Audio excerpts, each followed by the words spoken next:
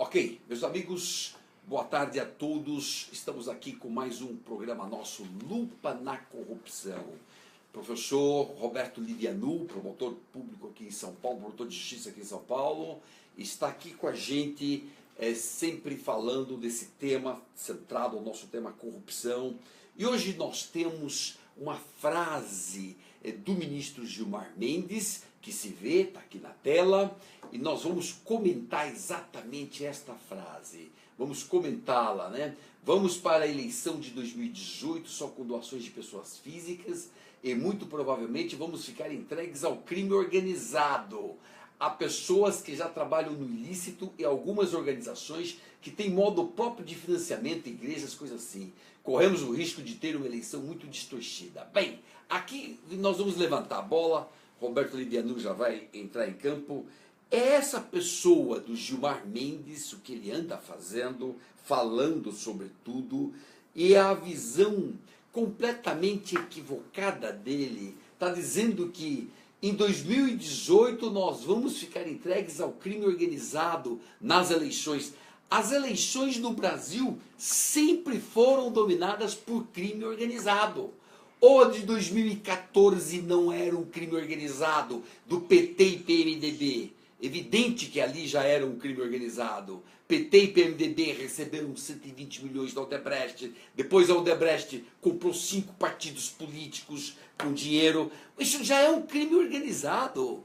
E outras eleições precedentes também. E outras candidaturas de 2014 também se valeram de crime organizado. Aécio, por exemplo, ganhou 9 milhões por fora da Odebrecht. Ou seja, o crime organizado é da sempre, sempre. Então agora vem Gilmar Mendes dizer que em 2018 vamos ter aqui o domínio do crime organizado. Na verdade ele está se referindo aqui ao PCC, a matéria dele prossegue, está aqui na Folha a matéria dele. Então quando ele prossegue falando, ele diz: é o PCC que vai acabar dominando tudo em 2018. Não, o PCC elege um ou outro. O crime organizado dos poderosos, do PT, PSDB, PMDB, dos corruptos desses partidos, esse crime organizado é que elege a grande força do Congresso Nacional. O PCC elege 3, 4, 5, 10, mas não passa disso a força do PCC. O outro crime organizado é muito pior. Pois bem, avante aqui.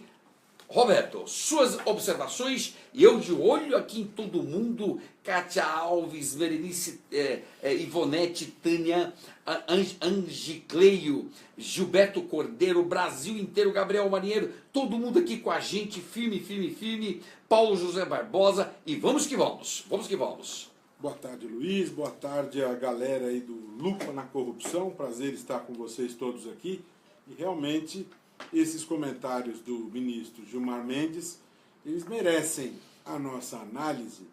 E não é de hoje que o ministro Gilmar Mendes ele tem falado muito. Inclusive, outro dia, o Procurador-Geral da República, Rodrigo Janot, ele fez um comentário, inclusive, forte, falando de uma diarreia verbal. Diarreia verbal. Diarreia verbal. Desinteria verbal. Desinteria verbal, porque esses comentários têm sido reiterados, né? E o ministro Gilmar Mendes, é verdade que ele é o presidente do Tribunal Superior Eleitoral, mas nós precisamos lembrar o seguinte: um magistrado, ele precisa ter prudência, porque ele vai julgar os casos. E o que se percebe é que muitas vezes assuntos que serão examinados pelo próprio ministro são objeto de comentários e entrevistas que ele concede. Isso é extremamente complicado, porque como é que ele poderá apreciar, como é que fica a questão da imparcialidade que o magistrado deve ter, se ele se pronuncia numa entrevista, né? Isso é uma questão que fica complicada. Em relação a essa frase, Luiz, que você destacou, em que ele diz que nas eleições nós teremos doações apenas de pessoas físicas, ou seja, ele está enfatizando a regra que nós tivemos nas eleições municipais últimas, em que houve a vedação das contribuições de pessoas jurídicas. É bom que se destaque que a vedação às contribuições de pessoa jurídica é importante. Sim. Se a gente examinar o destampar do caldeirão da Operação Lava Jato, muita sujeira foi mostrada ali. Relações promíscuas com as empresas foram mostradas ali. Ali houve muita sujeira, muita corrupção, muita propina. Então, é importante que as pessoas enxerguem que, na verdade, não são doações de empresas. Na verdade, são investimentos. Porque as empresas dão dinheiro e a contrapartida vem depois, né? E aí nós temos aquilo que é chamado pela Justiça Eleitoral de abuso do poder econômico, Sim. de abuso do poder político. Portanto, você impedir empresas de fazer doações em campanhas é uma medida correta. Corretíssimo. Nós precisamos mudar as regras em relação ao financiamento de campanhas. Aí está um problema gravíssimo, por onde nós temos corrupção. Essa medida foi correta. Ele está sugerindo que, como você impediu essas doações, nós vamos ter outros desvios no meio do caminho. A Justiça Eleitoral precisa se equipar. Sim, Nós isso é precisamos correto. fiscalizar, não é, Luiz? Isso. Está conosco aqui Edson Brunhara, Cátia Alves, Gilberto Cordeiro, Sadraque Rocha, Givanildo Nascimento. Esse Gilmar Mendes é uma vergonha, diz o Givanildo. Mas, olha, em suma, Gilmar Mendes, ele não tem sido imparcial. Isto é mortal num juiz. Juiz parcial, ele tira a toga, ele deixa de ser juiz, porque ele passa a ser, na verdade, uma parte, tem interesses ali na parte. Agora, Gilmar Mendes tem coisas mais complexas, porque, como ele tem um curso, ele vive sendo patrocinado. Esta semana, só por causa de uma matéria saída no Estadão, ele acabou se dando por suspeito, no caso em que ele ia julgar, de uma empresa que patrocina os cursos dele. Então, isso de empresas patrocinarem cursos e depois as causas caírem lá com ele, lá no Supremo, pô, isso tudo é uma coisa muito nebulosa. É uma coisa muito nebulosa. Isso é, olha, é muito arriscado o que ele está fazendo. Daqui a pouco ele vai julgar uma causa de gente que está patrocinando, e aí nós vamos dizer que houve corrupção por trás disso. Daqui a pouco, ele está na iminência, ele já está na margem, assim, última, para ser tido como corrupto. Daqui a pouco. E pelo volume de conteúdos das entrevistas que ele dá, o risco aumenta, né? Porque ele fala muito. Aliás, eu me lembrava de uma questão interessante, lá nos anos 2000, 2001, quando ele é advogado-geral da União e o ministro da Justiça era Nelson Jobim, eles dois foram os autores do projeto da Mordaça. Você veja que coisa interessante. Foi. Ele propôs um projeto de lei proibindo magistrados e membros do Ministério Público de se pronunciarem na imprensa, né? E ele é o símbolo de um magistrado falando na imprensa. Você vê como é que são as contradições da vida. Contradições da vida. Ele, como AGU, propôs a Priscila Mordaça. aqui com a gente, Israel, Ideu, Ivanete, Luzia Esther, Renato Passos, tá aqui, todo mundo aqui. Gilmar Mendes deveria sair. Claro que deveria sair. Por exemplo, como é que Gilmar Mendes vai julgar agora a cassação da chapa Dilma Temer? Ele é presidente do TSE também. Como ele vai julgar se ele é amigo do Temer? Nós mostramos no vídeo passado que ele teve 8 encontros com o Temer. Eu mostrei as datas, os dias e os locais onde ele se encontrou com o Temer. Quem é que tem 8 encontros com o presidente da República se não for amigo? É mais que amigo conselheiro? Então como é que ele pode julgar esta causa se é um amigo que está ali? Então, em síntese, Gilmar Mendes a cada dia se complicando mais. Daqui a pouco vamos ter que fazer um movimento nacional e aí para buscar o impeachment, né? Que é uma coisa que está todo mundo pensando mesmo nesse impeachment de Gilmar Mendes, mas a sociedade, vamos fazer um movimento grande para que a sociedade pudesse lançar essa ideia de impeachment. Pois bem, esse tema Gilmar Mendes então está aqui. Vamos só dar uma atualizadinha rapidinha em abuso de autoridade, que o Roberto Livianu falou a semana passada aqui com a gente. Só recordar um ponto, Roberto, continua tudo tramitando e ficou para o dia 18 ou 19? 19 de abril está marcada a votação pelo Senado, né? O relator Requião sinaliza neste sentido. Neste momento, aquilo que a princípio estava se apontando que não se daria muita importância às sugestões do Procurador-Geral da República, Rodrigo Janot. Está sendo trabalhado esse conjunto de ideias apresentado por Rodrigo Janot, e eu tenho a impressão que muitas das sugestões apresentadas por Rodrigo Janot serão incorporadas na ideia, no projeto do abuso de autoridade. Então, aquilo que vem evoluindo desde aquele projeto de Renan Calheiros e que mudou nas mãos de Roberto Requião, e já ainda há uma série de questões graves, pendentes de correção, porque ainda há margem ali para criminalização de hermenêutica. Não se pode punir juízes e promotores pela mera interpretação da lei. Não podemos deixar resquícios ali de tipos penais abertos, porque isso dá margem ao arbítrio, né? E também a lei se diz que serve para punir abusos de juízes, promotores e membros do parlamento. Onde é que estão os tipos penais incriminadores contra membros do parlamento? Não há esses tipos penais. Então esse período deve ser para fazer esses ajustes. Inclusive, nós do Instituto estamos estudando, inclusive vamos fazer isso juntos, apresentar estas sugestões. Então, neste momento, a agenda do PLS 280 é de análise e deliberação no próximo dia 19 de abril no Senado. Então o abuso de autoridade está nesse pé, nós estamos acompanhando atentamente, tentando interferir, sugerindo coisas.